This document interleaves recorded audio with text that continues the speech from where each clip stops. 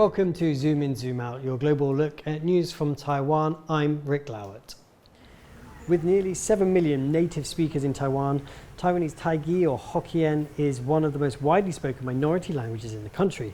But after being suppressed by a nationalist government here in Taiwan, it is now a language widely studied and used to craft new literature. Joining us today to discuss translating and writing in Tâi-gí is award-winning Taiwanese author Naomi Sim. Her work, Emerald Green Love Letter, has recently been featured in Tâigael, a first of its kind work putting together stories from Scotland and Taiwan. Naomi, welcome to the show. Thanks for having me. So we're really excited about this new piece of work which involves writers here in Taiwan but also in Scotland writing in the heritage languages Tâi-gí, Taiwanese Hokkien, and also in Gaelic in Scotland. Could you tell us a little bit about your story and what you wrote about? My story is about a fictional Matsu or Matsu in Tâi-gí.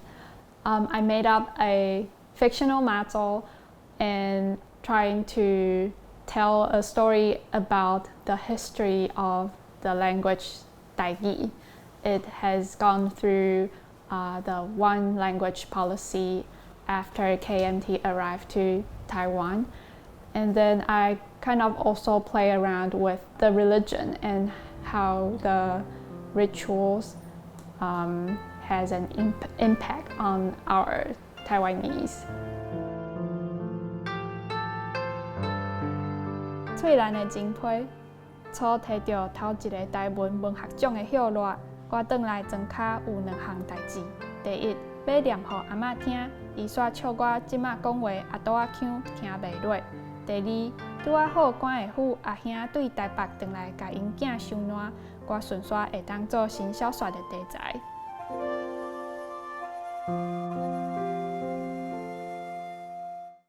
So one of the special things about this book is that it involves each piece of writing is translated into 4 different languages: English, Mandarin, Taiwanese, Tâi-gí, and also Gaelic, Scottish. How did it feel seeing your writing written in all these different languages? I find it very interesting when I read my English version of story, and the special thing that I found is English needed to be very specific. For example, in my original text, I wrote about 2 old men playing chess in front of the temple under a big tree. So in my mind, I picture a big banyan tree and 2 old men playing Chinese chess. But when I read the English version, the picture that came to my mind is actually maybe a big oak tree and then 2 old men playing Western chess. So I asked the translator to elaborate that it's a banyan tree. And as part of this project, you were also helping with the translating of the stories from Gaelic and English into Mandarin and Tâi-gí, right? It's a collaborative project from a number of writers. What did you learn about translating? Translation is like a bridge between 2 cultures. And to be honest, before this project, I hardly have any knowledge about Scotland, except for it's very famous for whiskey. Through the translation work, I learned a lot of how the Scottish culture is like, from the snowy environment, which I've never experienced in Taiwan, and how broad the landscape could be just inside the story. To be honest, I didn't pick up any Gaelic, but I see my novel translated into Gaelic with the special spacing and the word shape, which I've never seen before. It's like very mysterious, like a spell, magic. Also, I can feel the the rhythm of the language through the gaps in between words. And I think that's just really, it's hard to explain, but I feel very excited to see this happen. So you grew up speaking Mandarin Chinese, also English, and also Tâi-gí. How is it writing your literature in Tâi-gí as opposed to those other languages?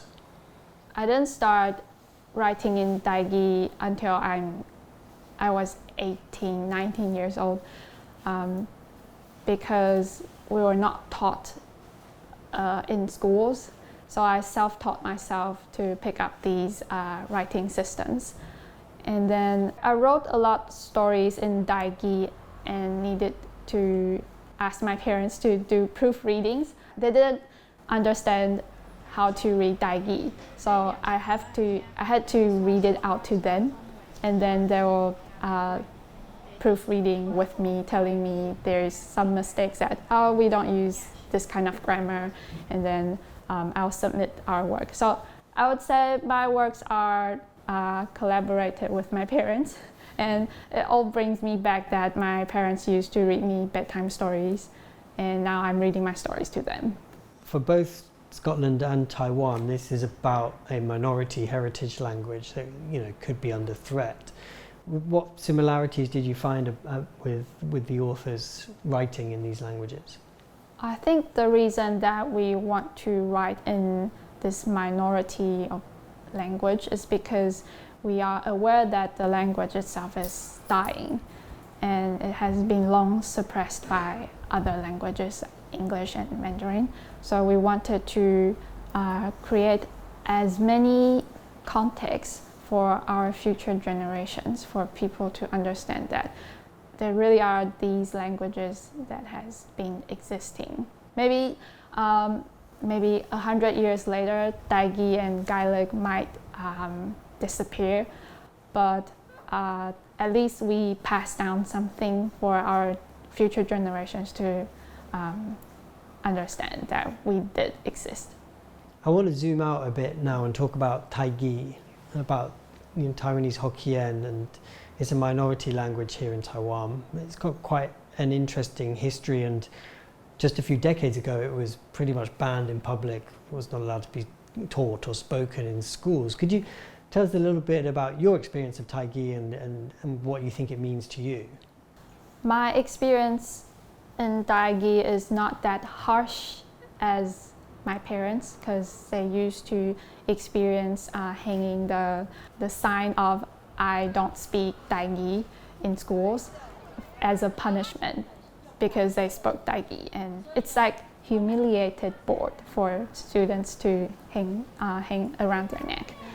And well, then I don't experience this kind of situation in my childhood, but I did find my classmates they dislike people speaking Tâi-gí, and our school teachers they'll use their Tâi-gí accent Mandarin to deliver their courses. So in the environment, I would say it's not a Tâi-gí friendly environment that I grew up. Perhaps you could tell us a little bit about how Tâi-gí, speaking this language, is this important for you in terms of identity or feeling Taiwanese? What is the relationship there? When I study abroad, I encountered too many Chinese students. They often come to me and said, we are no different. We speak the same language, and we study the same kind of Confucius philosophy in school. We belong to each other. We are family, something like that. But I slowly discovered that their concept of a family is not as diverse as Taiwanese. So like the Chinese restaurant in the city where I studied, they are all very spicy and northern Chinese style cuisines. But they always tell me that if you feel homesick, you can go to the Chinese restaurant. But I never felt that that is a home country soothes my homesickness, because the food is just so different. So whenever I feel homesick, I go to Japanese restaurants, and also Vietnamese, because there are no Taiwanese restaurants around. And through the food differences, I started to grow my identity out from this, because I'm a foodie.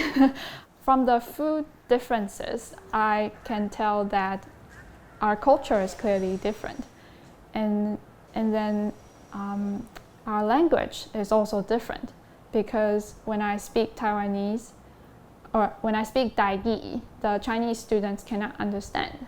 So that kind of sets us a distance in between. And I would say that's I drew out my comfort zone through language, and it's like a boundary between me and other Chinese students. And through the language, through learning Tâi-gí back, I developed my cultural awareness. How does it feel to see your writing published in Tâi-gí? Exciting, actually. So I had my first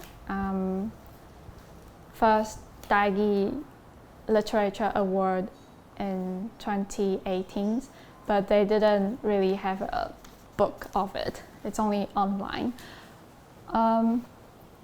At that time, about 6-7 years ago, writing in Tâi-gí it was very lonely, because you have no readers. The only reader is the judge from the Literature Award.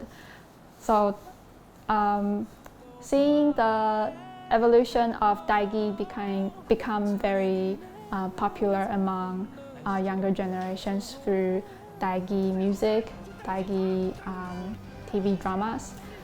And now I think Tâi-gí literature is also getting its own stage now. So I'm really excited to, also looking forward to the future situation of Tâi-gí. Why do you think there is this upsurge in interest in Tâi-gí music, literature?